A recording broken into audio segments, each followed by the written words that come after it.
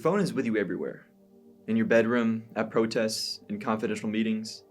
You trust it with your most intimate conversations, your precise location, your encrypted messages to colleagues.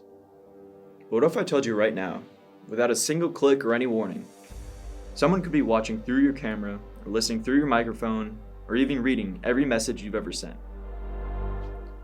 This isn't hypothetical, it's actually happening.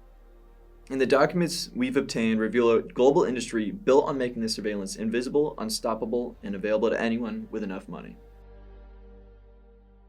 This is the story of Pegasus, just one of the many spyware tools publicly available. And it's also the story of the digital mercenaries behind it who've turned your phone into their personal command center. So let's start with what Pegasus actually is. Developed by the Israeli firm NSO Group, Pegasus represents the pinnacle of commercial surveillance technology. This is not some crude hacking tool. It's military-grade spyware that's sold as a product. The documents reveal how Pegasus can be installed on your device in one of two ways. The first is a wireless receiver positioned near your phone, which could be in a car parked outside your home or in a cafe where a meeting is sourced. The second is even more insidious. What's called a zero-click attack. You receive a phone call that you don't even have to answer. The moment your phone registers that incoming call, Pegasus is inside. And once installed, Pegasus operates as what intelligence professionals call a command and control interface, a CNC. The Israeli maker doesn't just sell you the software and walk away. According to sources familiar with the system, NSO Group maintains operational control, installing the spyware and extracting the information on behalf of their clients, including governments. So then everything you do becomes visible. Your encrypted messages on Signal, WhatsApp, Telegram, all harvested in real time. Your photos, your emails, your precise GPS coordinates, your microphone records your conversations. They can even turn your camera on without you knowing. For example, in 2016, Pegasus customers compiled a list of 50,000 phone numbers. This was 50,000 people marked for potential surveillance. Journalists, human rights lawyers, politicians, activists, these weren't terrorists. These were people whose only crime was asking uncomfortable questions. For example, if you remember Khashoggi, the Washington Post journalist who was murdered and dismembered in Saudi Arabia in 2018, well, he may have been targeted by Pegasus before he was killed, which means Saudi Arabia hired the NSO Group and their spyware to spy on him and to ultimately commit his murder.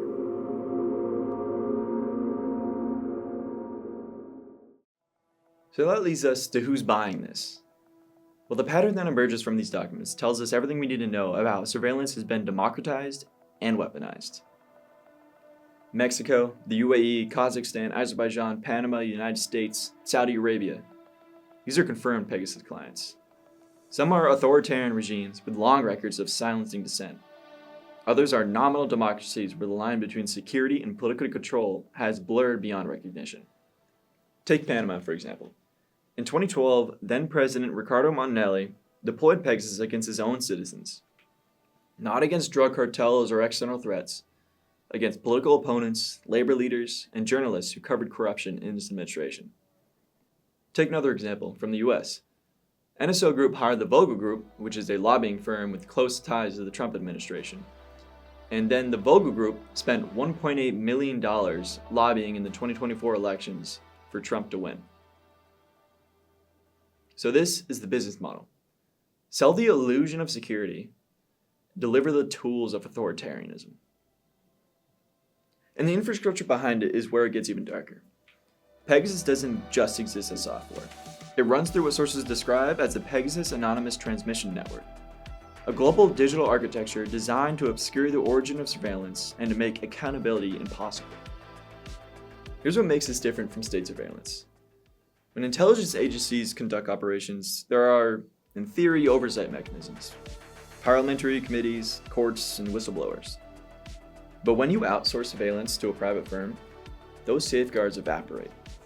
NSO Group operates through a maze of subsidiaries and shell companies, which many are registered in jurisdictions designed for opacity.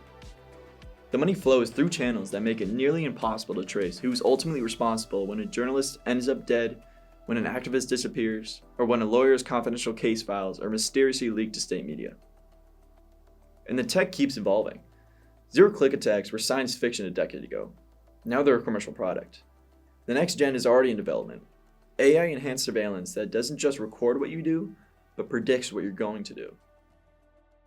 So why does this matter to you? Maybe you're not a dissident in Azerbaijan, and maybe you're not investigating corruption in Mexico City. But here's the thing about surveillance. Once created, it doesn't stay contained. These same tools sold to authoritarian regimes end up in the hands of democracies. The US has allegedly used Pegasus.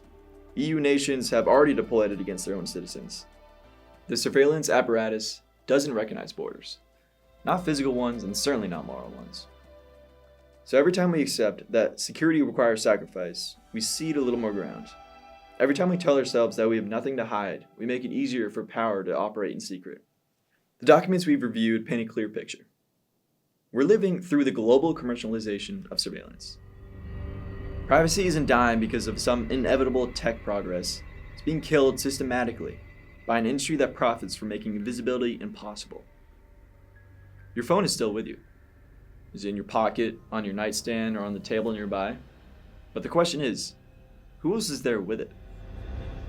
This investigation is ongoing, and the documents we've obtained represent only a fraction of the global spyware trade. But they revealed this: the sovereign shadow of surveillance is LinkedIn.